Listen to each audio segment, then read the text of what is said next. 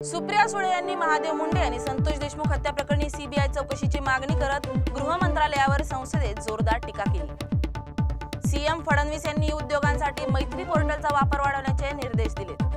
मालेगाव बॉम्बस्फोटाचा निकाल आज अपेक्षित, सर्वांची नजर कोर्टाच्या निर्णयावर। राज्य सरकारने प्रशासनात मोठे फेरबदल करत वरिष्ठ अधिकाऱ्यांच्या नवीन नियुक्त्या केल्या।